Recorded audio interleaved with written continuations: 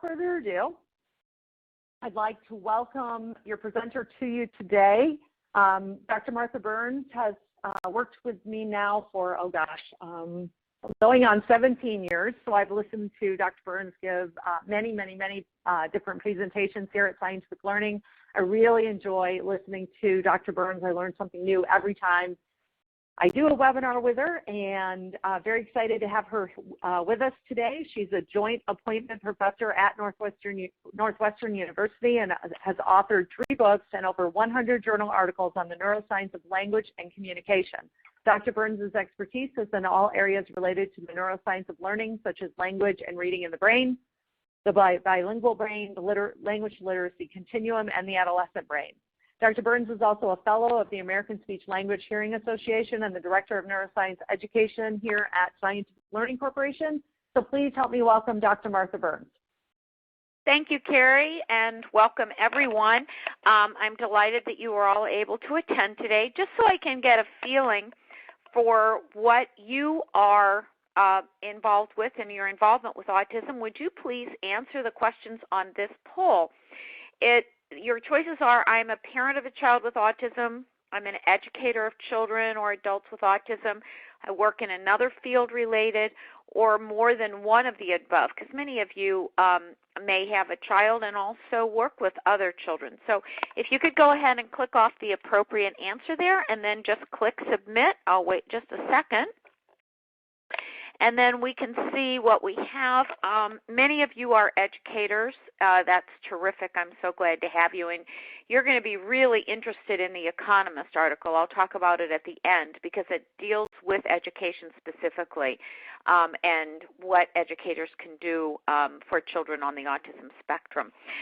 Many of you work in other fields, and many of you, 8% of you, have more than one affiliation. So that's helpful.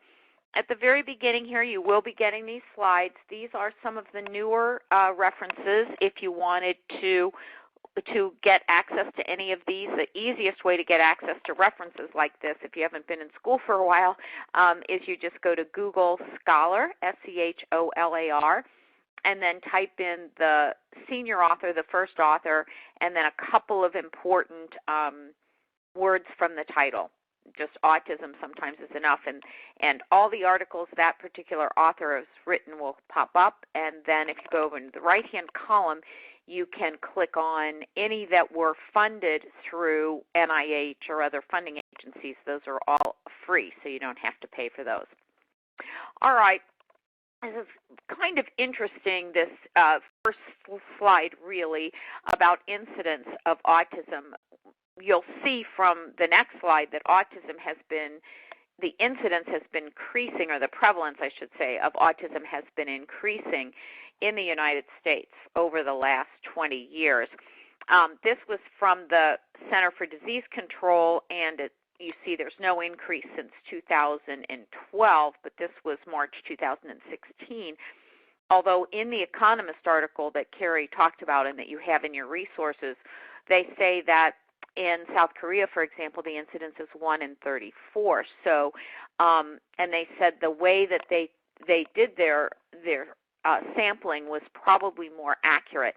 So the point is that we have many children in the United States that would be considered to be on the autism spectrum, and we'll talk about why that number has been increasing.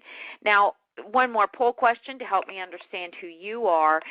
What are you most interested in learning today? Do you want the research? Are you interested in the research on causes? Are you interested in the differences in the brains of children and adults with autism? Or what can be done to improve attention, memory, language, social skills? So just click on, you may want it all, but what would be the most important to you? That helps me kind of gear what I spend time on and what I can move more quickly through. And most of you want to know what can be done, so that's great, almost 86% of you. So we will focus on what can be done, and I'll just kind of highlight the research quickly then and give you some resources that you can look it up. So this is a kind of a difficult slide to see, but what it just is a listing of the prevalence, the identified prevalence of ASD since 2000. And what you can see is we went from 1 to several hundred down to the 1 in 68 that we have now since 2000. So it doesn't mean autism itself is increasing. It just means that many more children are being identified and classified and diagnosed with autism spectrum. I'll talk about that. A few other statistics from the Center for Disease Control that just came out in 2016. It's 4.5 times more common among boys. Many of you know that. About 1 in 42 in boys as opposed to 1 in 189 in girls. And it cuts across all racial and socioeconomic groups. So, and we have about 1 in 6 children in the United States that have some kind of a developmental disability, learning disability, speech and language impairment. So autism is the most common problem that we see in children. So what do we know? What is going on? What are 5 known issues about the brain and what we understand? First of all is that autism spectrum disorders are neurodevelopmental. The brain of a child on the autism spectrum is different than the brain of a child who doesn't fall on the autism spectrum. That doesn't mean that those children are necessarily in any way impaired in many aspects of thinking, and that's one of the things the economist points out is we have a lot of untapped potential in this population where, and we'll talk about that, where we look at these children as different and we forget all of the strengths that they bring and all of the assets that they bring that we need to capitalize on. But generally speaking, in terms of the neuroanatomy, there are patches of disrupted cortical tissue, parts of the crust of the brain, the outside of the brain called the cortex, or you might think of as the gray matter, does have little regions that are not organized the same way they are in children who are typical or non-autistic. There are also differences in the way the brains of children on the spectrum connect to each other. The regions connect to each other. I'll show you that data. There's an imbalance in the way the brain becomes excited versus the way it inhibits. So these children tend to be hyper-aroused or hypo-aroused. So they're either extremely aroused and very attentive to things going on around them, or they're kind of withdrawn, and we'll talk about that. The brain, as the child is maturing, is not sculpting itself in the same way it does with typical children. The brain is constantly refining itself, constantly sculpting itself based on experience, and that's called pruning. And that pruning is not the same in children on this spectrum. We'll talk about that. And then there probably, it looks like now, are some core regions of the brain that have differences that get the process started. And that seems to affect a specific set of proteins in the brain. This just came out in April 2016. There are some proteins that get disrupted. Those disrupted proteins start a cascade of changes that occur over time. Now, what else do we know? We know that autism spectrum is polygenetic, that there are lots of different genes, and that the genes are extraordinarily complicated. I'll send you to a website if you're interested in the genetics. So it is a very complex set of issues. We're not talking about a single kind of process. We're talking about children, very heterogeneous, both in the causes and in what we see in the children that we work with. Just a reminder that this is how the brain functions. This is how synapses work.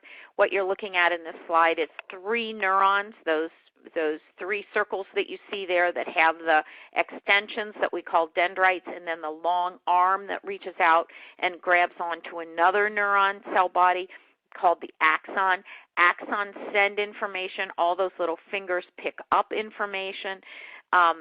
Blood is delivered through those little pink cells called astrocytes, and those cells will deliver nutrients to the brain. but the brain communicates one cell with the other through the axon and dendrites, and that's how the neurons are connected to each other. And when they connect in very organized ways, they form networks. And those networks are what we do we have thousands of networks, and those networks are what we use to talk, what we use to do math problems, what we use to interact with each other. And so you can have some networks that are very well intact, that are very strong, that enable a child, let's say, perhaps to draw beautifully, or another child to really be able to play a musical instrument beautifully. And then you have networks that are under-functioning, and in many cases those are the social communication networks, and we'll talk more about that. And just to go through the neuropathology quickly, that's not what most of you are interested in, so you've got the references. You can go through them. You'll have all the slides. But Stoner et al. In 2014 found patches of regions of the cortex, this outer gray matter of the brain, that were different in children in the spectrum. And as what you can see from this slide, they had different numbers of children that they looked at where they might have a disruption in the occipital region, another group might in the posterior temporal region, or another in the front of the brain. So it isn't uniform. Martha Herbert also wrote a paper in 2014 based on magnetic resonance slides showing lots of dispersed areas of the brain of this cortex where you see the cellular organization is different. Now, probably if any of us had our brain scanned, we would see how our brain is a little different from our husband, how our brain is a little different from our siblings. So just because the brain is different doesn't mean that it isn't functioning, but it just means that it's functioning in a different way, and that's what's important to keep in mind. So we have these cortical regions, then we also have problems with these long fiber tracts that connect one part of the brain to the other. And this research has been out there for a while, and the question is, are the fiber tracts connecting pathways? You can think of these as the large pathways or highways of the brain that are important for things like communication and social skills. Are these not maturing in the same way because the cortical tissue is different? Or is the cortical tissue different because those pathways or highways aren't connecting? Just think about in your cities. If you have a highway that's under construction, it's going to affect all of the entrances and exits. It's going to affect the speed with which people can drive on that highway. They're going to drive on other highways. When highways are built, cities build around them. So the brain's the same way. And when you start seeing one problem or one difference, then often you see many others as well, and you don't know which is really the primary issue or how they're related sometimes.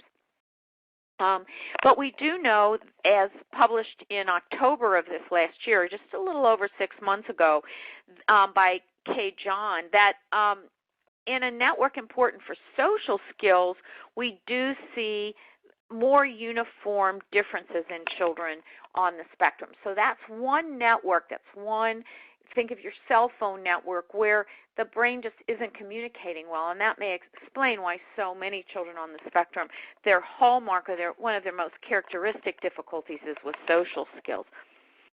Now, a third neuropathology is this idea of excitation and inhibition, and let me just explain that real quickly. All that means is when you walk into a room or when you are sitting down at your computer to do a task, you want to focus on the task at hand, and you don't want to be distracted by thousands of other things going on around you. There might be things going on. I'm sitting in my office facing a window that goes out to the street. There are cars on the street. We're getting a little bit of rain. I've got children going to and from school that are making a little bit of noise. I have a light that's flicking in my room. I have pictures around of my children. I want to ignore all that, and I want to focus on the talk that I'm giving you.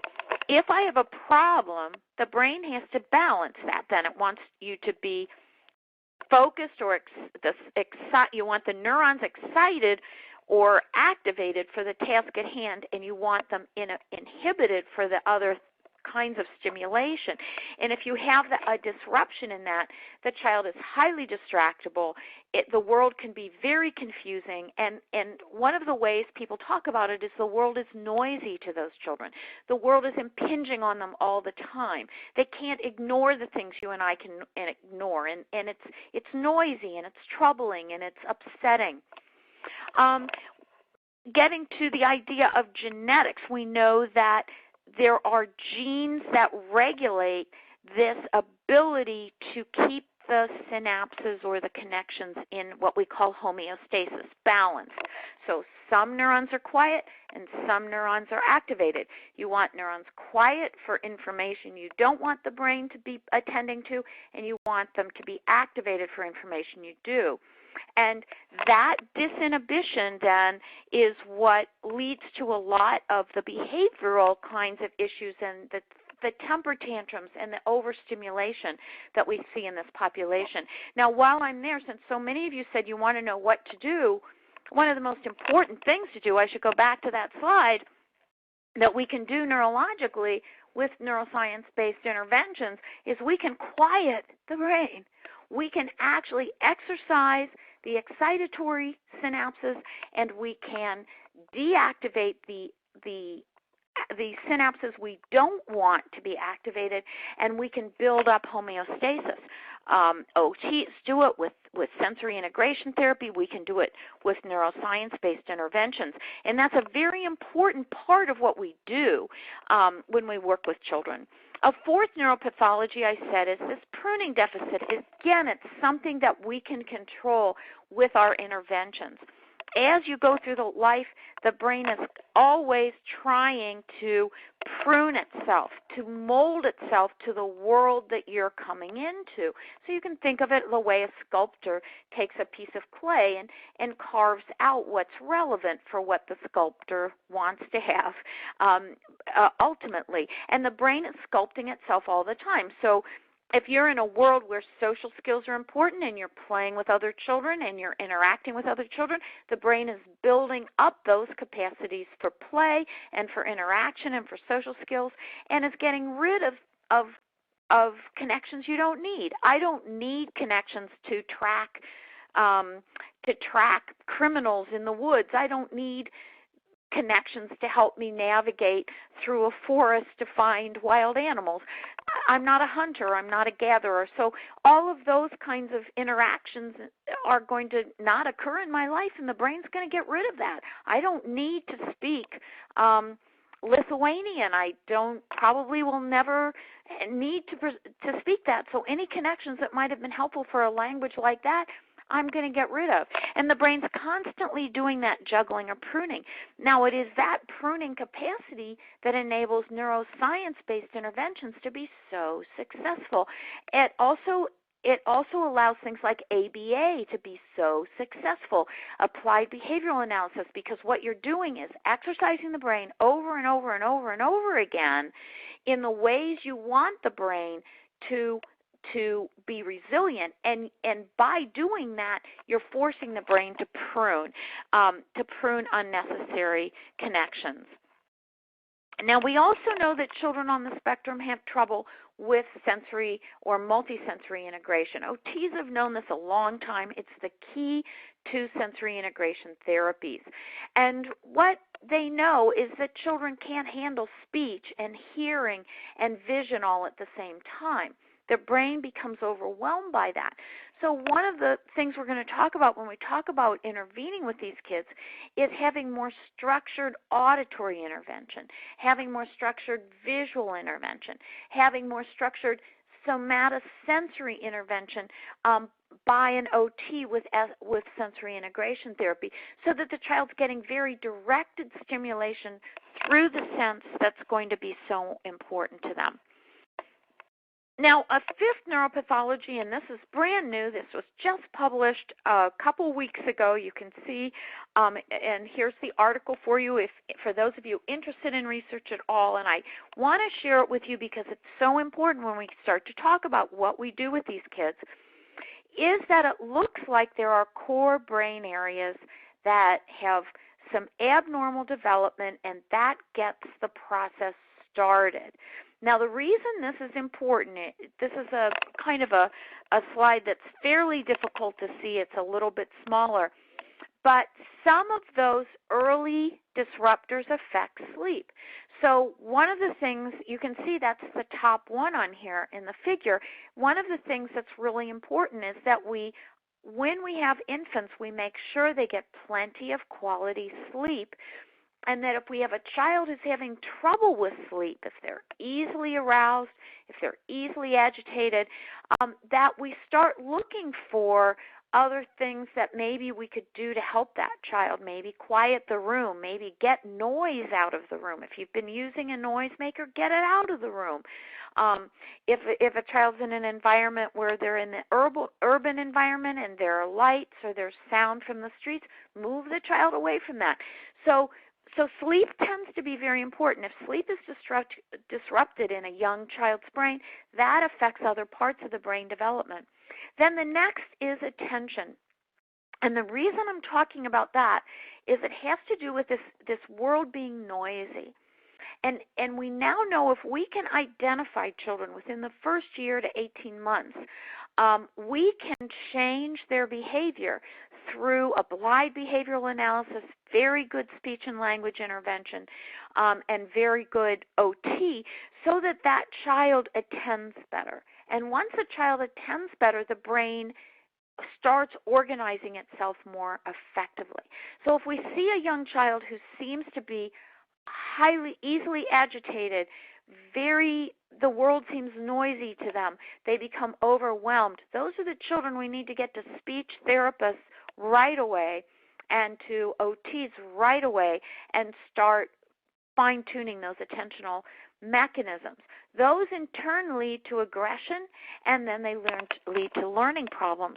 So what this research is helping us understand is identifying two core components that if we can tackle those in the beginning, attention and sleep, we may be able to have a dramatic effect on the children later on. And again, in the Economist article, it talks about children who get intervention within the first 2 years of life. Actually, the research shows do not present with the severity of other children that don't get that early intervention. Just a little bit about the genetics, just so you know, because some parents think, oh, maybe vaccines led to my child's autism or some other kinds of issues. And there's a movie out right now that's been pulled from, I think it was Tribeca, that was on that whole issue with Wakefield and vaccines. But the important thing to understand is autism is genetic. Now, it doesn't mean that the child inherits all of the genes. It takes many genes for a child to become, to present with autism spectrum, not one or two. And some may be inherited. I'll explain that in a minute. But some are caused by influences in the environment. And we don't understand all of those, but it would be toxins in the environment, not things like vaccines, but more toxins, things that you might find in insecticides, poisons, things you might find in heavy metals like mercury or lead. So, and the genetics there is some people have genes that predispose them to being more affected by a neurotoxin than others. But there's no evidence, of course, that vaccinations in any way commingle with this. So where it gets complicated is you have maybe some genetic predispositions, and you might have a family member or an aunt or an uncle who was eccentric or might have been considered on the spectrum or as actually diagnosed as being on the spectrum. So you know the family has some what are called precursor genes, and then something happens to some other genes, and those other genes become mutated, and that kind of tips the scale. And as I said, we know there may be core brain areas that get the abnormal developmental process started, and those do seem to be genetic. And those are occurring very, very early in development, within the first month or so. So what we understand is what you see in these slides. If you look at this particular slide, you see the big blue bump, And that is the general population. And what you can see with the general population on the left-hand side is the incidence of autism spectrum disorders is very, very low. Very few children present with autism spectrum disorders. Whereas, and as you move to the right, you're starting to see autism traits. On the left-hand graph, you see the big blue bump that's over on the left, and then you see the red kind of hump there. And that is families that have autism spectrum in the family tree in a relative fairly close by. And you can see it skews it way over to the right. So that's where the autism prevalence increases. And if you look at the graph on the right-hand side, you can see that even amplified by what kind of relative has it. So a child who has an identical twin with autism, you can see they're at the very top end of being much more likely to end up with autism spectrum disorders than someone in the lower left-hand corner that might just have an aunt or an uncle that is on the autism spectrum. So we have this kind of predisposition that sometimes occurs in families, nothing to worry about, because to be very honest with you, a lot of those characteristics make people very talented in some aspects of life, music sometimes, art sometimes, math sometimes. But then you have these de novo mutations that occur. They can occur either in the mother's egg, they can occur in the father's sperm. They didn't exist in the parent, in the cells initially, but the cells mutate. And they mutate, we don't know why, but it looks like they mutate in part due to some environmental factors, and that is being studied. And this is the website that you can all go to if you want more of this on the genetics. You go to gene.safari.org and it updates you every single week on the genes and the genetics and what they've discovered about these de novo mutations. So I want to get into therapy now. I know in intervention, I know that's what you all want. And I want to spend a good 15, 20 minutes on that. So how would you feel the current interventions are working for your child? Are they very successful? Are they just okay? Or help, they're not working at all? So just click on which is appropriate for you. That helps me.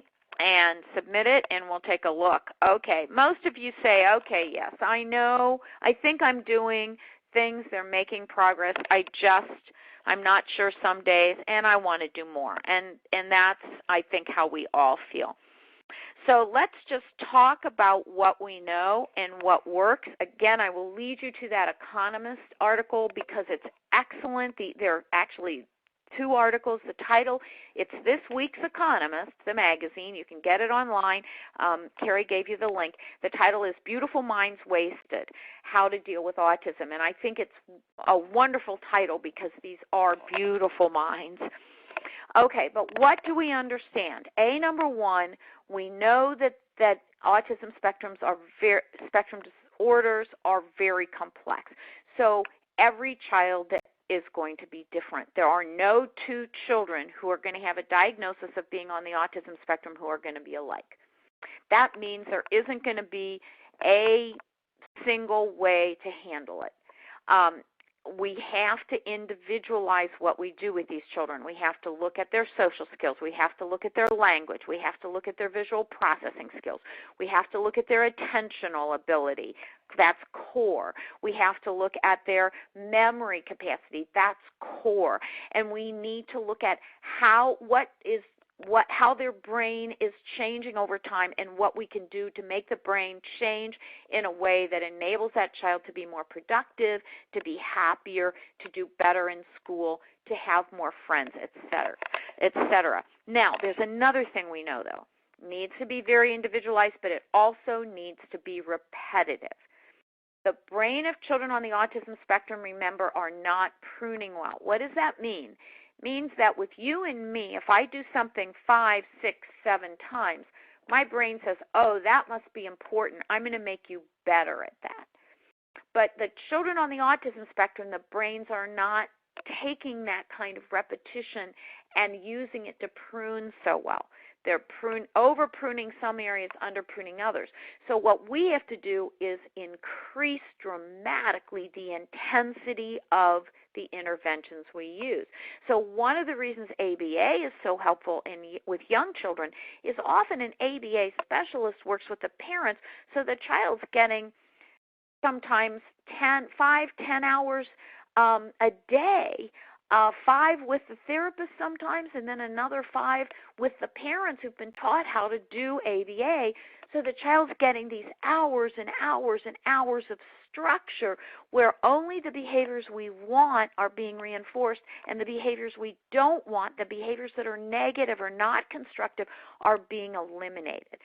And that's important. So these 2 things I want you to take away to get started is that you cannot have the same treatment for every child. It has to be individualized. And that treatment has to be intense, those treatments. Let's look at one individualized neuroscience-based intervention that has been used. It's the fast-forward language intervention.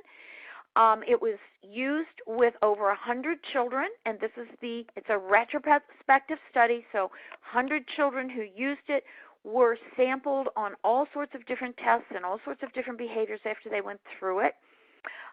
They looked at age-equivalent test scores before and after treatment, and they looked at results of functional skills on a checklist. And what you can see is that the first thing, and remember this is a core component of autism, a core aspect we now know from this brand new research that was just published a couple months ago, that if there are attentional changes, those seem to cause a cascade of others. So the first thing we want to tackle is attention. So let's look at how a neuroscience-based intervention can address attention. And the nice thing is that's what Fast Forward was designed to do. It was designed specifically to improve auditory, language, attentional skills. We call those auditory verbal attention. And what these therapists found was that 80% of the children out of this 100, so 81 children, showed improved attention for testing, improved attention for computer activities, improved attention for structured therapy activities, so they were benefiting more from therapy itself, and for listening to stories and for group activities. 1% showed no change in attention, maybe even it didn't benefit them, and then 18 seemed to be about the same. But 81% is huge, and what it means is if we can get these children over that attentional hump, we can get at one of the core problems and get those children to move on. Now, the second thing we all know is that children on the spectrum have problems with language. Fast Forward language was designed specifically to tackle language problems. Now remember, we want to individualize our instruction. So we may have some children on the spectrum, especially children with Asperger's syndrome, for example, who have pretty good language.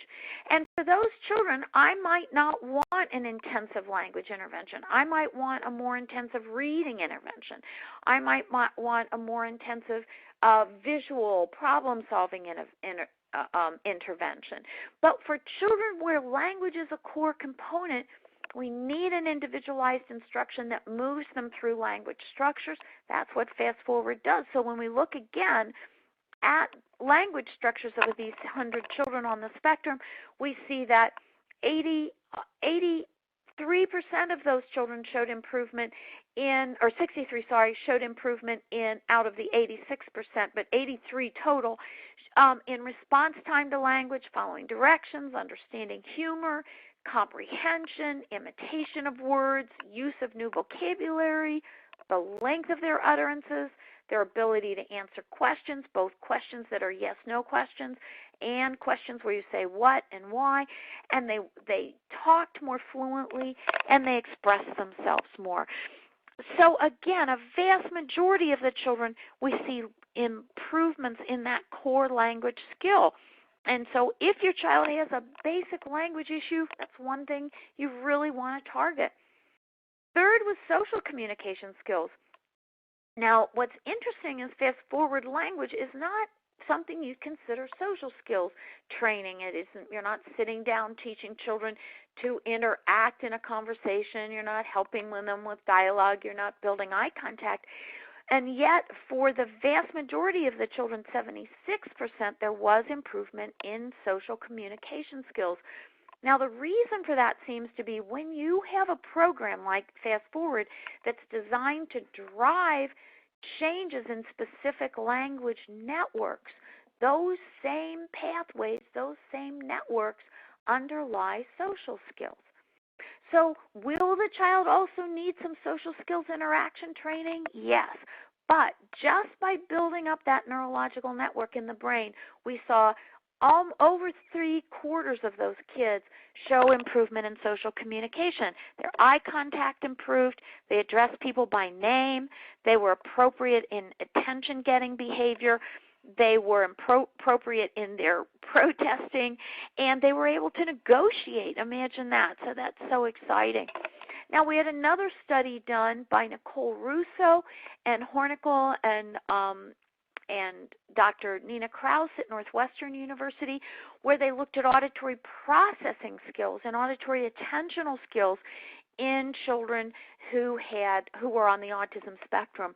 And they ran a series of the Fast Forward programs, not just Fast Forward Language, but also Fast Forward Literacy, Literacy Advanced with some of the older children, even got into some of the reading programs.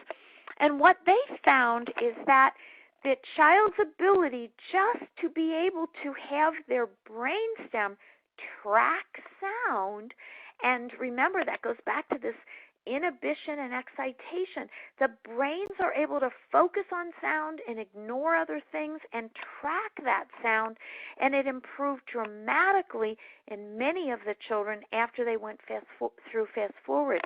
So we have some very objective research that was done showing that some children benefit dramatically from that intervention.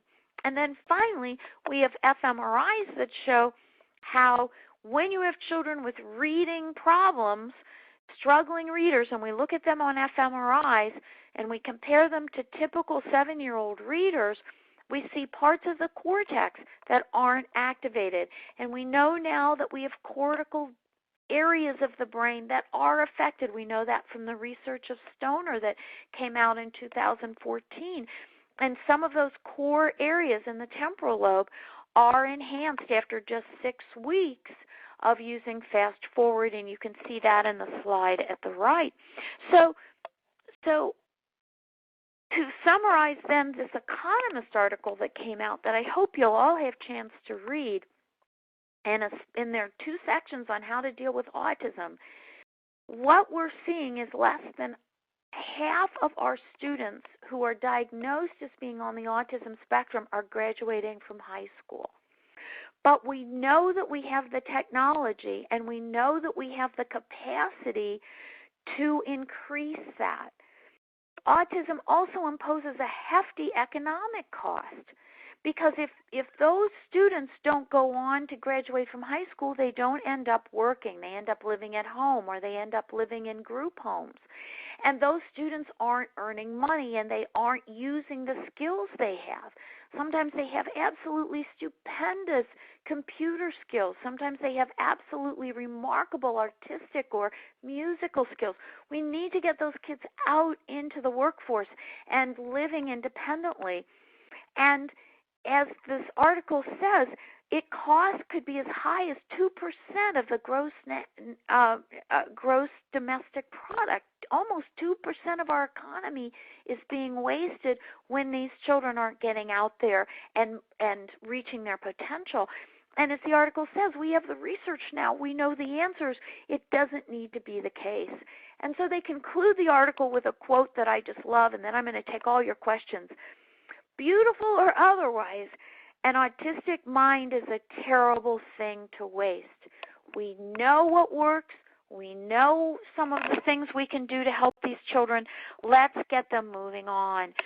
Fast Forward is one tool. It's not a cure-all, but it's one tool that's designed by neuroscientists very specifically to drive development of the pathways and networks that we know are underdeveloped in children on the spectrum. Not all children, but a lot of children. And we know that we can build those superhighways. We've got the research to show it. We know that we can cross-train attentional skills, memory skills. We've got Nina Krause's research on processing skills. We know we can build the reading skills, and we can then get those students moving along through school so they stay through high school and they can become employed. Just one quote for you from one parent. My son is, I hope you can all still hear me. My son is 11 with high-functioning autism. He's finished on one segment, and the results are great. He's able to sound out words, spell better. When you see this, these children then end up getting through high school, and that enables them to become productive members of our society. So let's take questions now. Carrie, are you still there? Yes, I am. Do you want to do just a quick demo? Oh, I forgot. Yes, I do want demo? to show you some demos. I forgot about that. And then we do have a bunch of questions questions coming in too. Okay, so I'll go in to do just a couple demos so you can see it. I'm clicking screen share here. Takes just a minute, but there it seems like we're up. So hopefully you can now see my computer and my desktop. And what I'm going to do is start by showing you how these neuroscience programs work. So what can this neuroscience program do? How could it possibly drive these changes in the brain for children on the spectrum the way it does? So what I'm going to show you right now is one of the language exercises.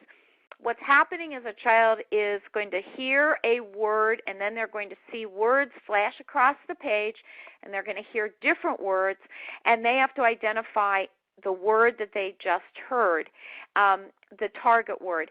And it's building up their attentional skills, their ability to attend to language. It's building up their processing speed because it's going to get faster and faster. It's building up both their auditory and visual processing because they're going to see it, but they're also going to hear it and have to respond. And it's acoustically modified, which the neuroscientists, it's patented software that is called Windows for the Ears that helps children who have auditory processing issues be able to perceive those sounds better. So here you go, just one example.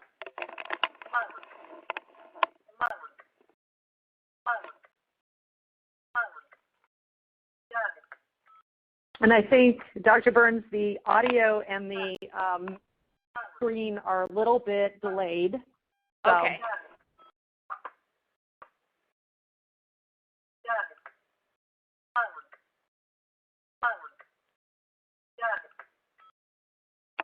Okay, I'm going to do it one more time. It's not that long, and it's a little delayed for some of you, the audio.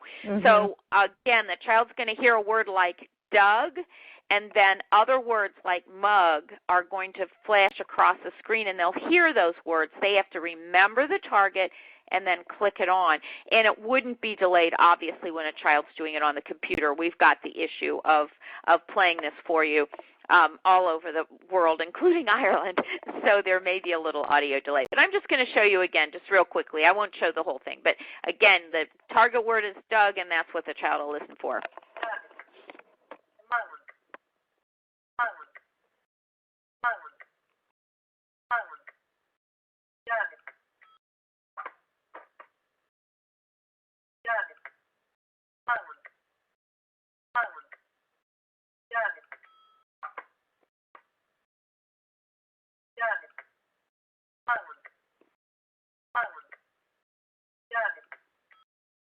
Now, if the child clicked on the wrong thing, then they wouldn't obviously get that reward of that Eskimo being able to reach out and grab them.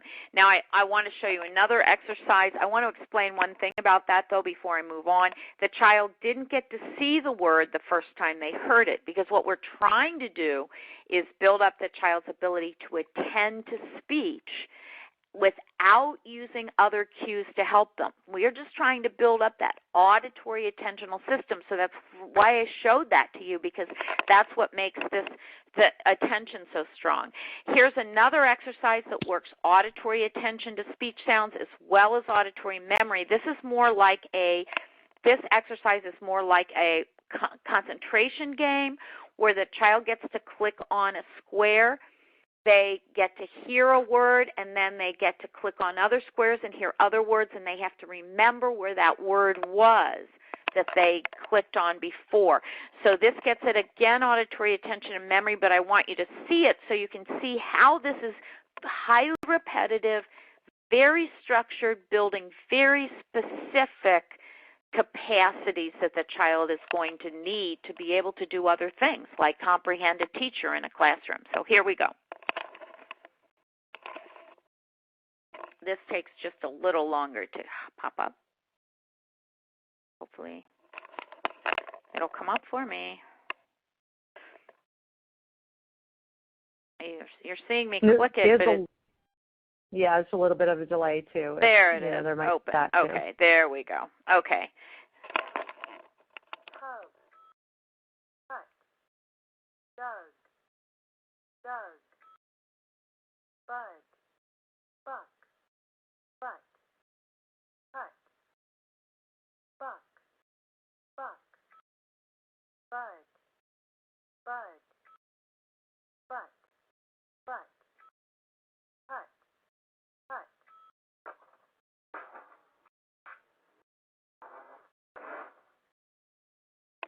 Okay, and just a couple of other things to highlight about that and to remind you about is that when you have that kind of stimulation, it's auditory. They don't get to see the word. And you might think, well, why don't you show them the word? And the reason is many children on the spectrum, especially if they're Asperger's diagnosis, will learn to compensate reading. And we want them to build up their listening skills. So the child doesn't get to see a word, doesn't get to see a picture. They have to remember the word, and they have to remember where they heard it and ignore all the others. And the words are very similar: dug, hug, mug, or hat, cat, fat, so that you're really building up and fine-tuning and pruning the brain to be excellent at paying attention to language and auditory skills and nuances, because that's so important when they get into school. Okay, so I will stop sharing my desktop. I think that's how I do that, and take some questions from all of you.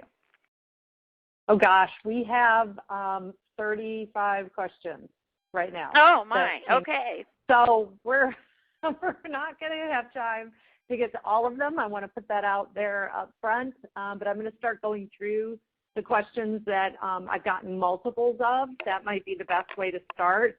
Okay. First thing is, let me go from easy questions to harder questions. Does the Fast Forward program need headphones, and how time intensive is it? Okay, that's really very good questions. Yes, we recommend headphones. Now, many children on the autism spectrum are tactily defensive and don't like things on their head. But the headphone enables the child to get the acoustically modified, this patented speech, this glasses for the ears, that's designed specifically for driving the brain to organize itself around speech sounds, the speech sounds of English. So we highly recommend that the children use the headphones, and we prefer over-the-ear headphones. So what I do with children on the spectrum is I actually spend often a week or two getting them desensitized to the headphones. So they are, we pretend that we're in a spaceship, and I bring a spaceship in, and they pretend that they're driving a spaceship, and they've got the headphones on. Now, another thing is, some of you, if you've done some of the listening programs, they recommend that the children don't use headphones for other programs, but that is not true of Fast Forward. All of the listening programs, AIT, TLP, do say Fast Forward it's fine to use headphones with. So, yes, we recommend headphones. Then as far as the intensity, you can start with 30 minutes a day, 5 days a week. For many children on the spectrum, that's pretty much what they can tolerate. You can go up as high as 90 minutes a day, 5 days a week. For older students on the spectrum, or for students who really like computers and can tolerate sitting that long. So I would never recommend less than 5 days a week, but 5 days a week, up, down as far as 30 minutes a day is okay, and we do have good research showing that that's effective. Now, the one caveat is if you do 5 days a week of 30 minutes, it's going to take you longer to get through the program than if you do 90 minutes a day. So the more intense it is in terms of the length of time, the faster you get through the programs. But for children on the spectrum, I don't worry about that because I really just want to get their brains so that language and listening skills and auditory attention and auditory memory are improved. And I just feel like the intensity, if it's over a long period of time, they usually tolerate computers well, so it isn't an issue. Okay, someone asked, please re-explain synaptic plasticity.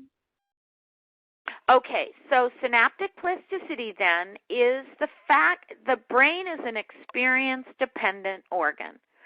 And what that means is that unlike your liver, your heart, your kidneys, you're born with them and you've got what you're born with. But the human brain is designed to shape itself based on experience. And so the term is experience-dependent organ. So if you're born in Japan, your brain is good at Japanese. If you are a musician, your brain gets really good at music, and it gets better and better and better the more you do that. So this idea of neuroplasticity then means that neuroscientists can do what they've done with Fast Forward. They can very specifically design exercises to drive very specific kinds of neurological change. And what they've done with the Fast Forward language program is design exercises that drive those fiber tracks and networks important for language, important for auditory attention, important for memory skills, important for what you need to do well in school. Okay, next question is, we talked a little bit about younger children. Are there any results with older children and maybe high school age and adults with Fast Forward?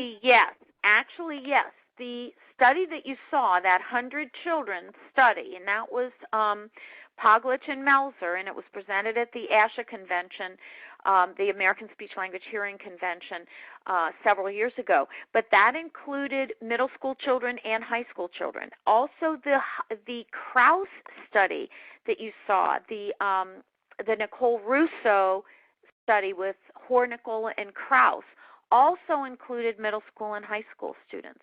So actually, the research that we have with Fast Forward is with young students, yes, but also middle school and high school students. And we do have some anecdotal research on adults. And let's see here, a couple of questions about logistics with the program. Does a parent or teacher have to sit with the child while the program is being used? No. Now, I recommend that you sit with them initially to make sure, as we all know, children on the autism spectrum can get easily distracted or they can kind of tune out. So we want to make sure they understand the tasks, and we want to make sure that they are attending and doing the activities and get them started correctly. But once the children get started, I have run in my own clinic, my own private practice, about probably somewhere around 45 to 50 students who were diagnosed with autism spectrum disorders. I've run probably another 100 with other kinds of issues. And they're very good. Almost all of them were very good after a short period of time of working on their own. So you get them started one-on-one, but then children on the spectrum tend to really enjoy computers, and they tend to like these exercises and be able to be fairly independent with them. And do we find that it's most effective for certain ages, say best for elementary kids, high school kids, middle school kids? Any thoughts on that? I would say we don't have data specifically comparing with autism spectrum disorders, comparing is it more effective for older students. We do with general students. We know that we get up to 2 years gains with some of our older students in language and reading skills after a year of Fast Forward, 6 months to a year, whereas with younger students you tend to get more of an average of a year to a year and a half. you almost double the outcome with older students. But children on the autism spectrum, I can't say that specifically because we really don't have research specifically on are the gains bigger for older students or younger. But what we do have research to show is it's just as effective. I will say, though, and if you read the Economist article, they highlight this too, the earlier you can start any interventions with children on the spectrum, the better. Okay. This is an interesting question, and I don't think we've addressed it yet. I've got someone writing asking if Fast Forward helps with mental health issues such as borderline personality disorder, that type of thing. Well, that's a really good question because we're just starting to understand social, emotional kinds of issues. We have children on the spectrum who have emotional issues. They have anxiety. They present with anxiety. They present with frustration. We have children who are defiant. We have children who may have some of those behavioral issues not because of an emotional event in their life, but maybe because of a head injury or maybe because of a developmental difference that we haven't diagnosed. And we do have schools in the country that have used this with children with behavioral disorders, and what they found is that the Fast Forward is very helpful for getting them to succeed in school, which often makes behavioral interventions more effective. Okay. And I've got questions about can schools purchase, and the answer is yes. If you want to email me at webinars@scilearn.com, I'll get you in touch with somebody. We're going to do one or two more questions here. How effective is Fast Forward for children with apraxia? Okay, I have research on that. And if you email Carrie, I can send you. I wrote an article for ASHA, the ASHA Journal, on the use of Fast Forward and other interventions with apraxia of speech. It's kind of complicated, but it depends a little bit on other interventions you use. Apraxia of speech is a motor speech disorder. So Fast Forward in and of itself is not going to solve the problem. You still need good motor speech therapy. But what Fast Forward does is it improves the language skills, the auditory memory skills, the auditory attentional skills, again, to make the therapy more effective. A very effective motor speech therapy for apraxia is something called prompts, and another one is Nancy Kaufman's motor speech approach. Both of those have some nice research, and that is reviewed. I review Nancy Kaufman's apraxia approach in the article for ASHA, the ASHA Journal, and I can get that to Carrie, and she can send it off to anyone who's interested in that. Yes, and again, anybody that wants to email me for anything, you can email me at webinars@scilearn.com. Just one or two more questions here is all we have time for. Really thank everyone for their questions. There's a lot coming in. How young can you start the Fast Forward program? With a child on the autism spectrum, you can start them when they have some language. They need to have some receptive language skills because they're going to have some activities where they have to point to the cat versus the cats and point to the dog versus the dogs. So they need some receptive language skills, usually at the receptive language age of around 2 to 2.5. They need computer skills, so they're going to have to be able to use an iPad, a tablet, and be able to use that, or a keypad. They don't have to use a lot on the keypad, but they have to be able to press the arrow keys, for example, and use a little bit of mouse skills if they're going to use a computer. So you need those iPad or tablet skills. You need a receptive language age of about 2. And if the child is, but I wouldn't start a 2-year-old. If a child's child that's high functioning on the spectrum, I could start them at around 4. If they're kind of moderate or lower functioning, I might wait till they're 5 or 6. Okay, here's a question that actually I want to thank the person for asking it because it's actually personal interest of my own. How effective is Fast Forward for children who are a little more severely affected by autism? Do we have any research on that?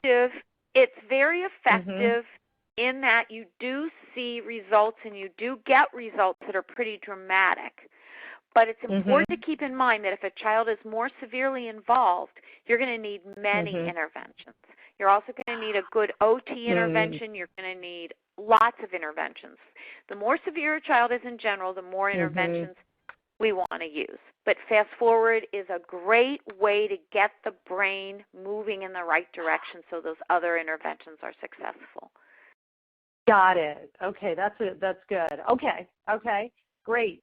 We are at 1 o'clock or a little bit after 1. I want to thank Dr. Burns for all this great new information. Again, at the bottom of your screen, and when you get the link to the recording, you can get all the resources we talked about today, the presentation slides, certificate of attendance. You can take a look at the Economist spread online with, there's, 10, 15 different autism articles.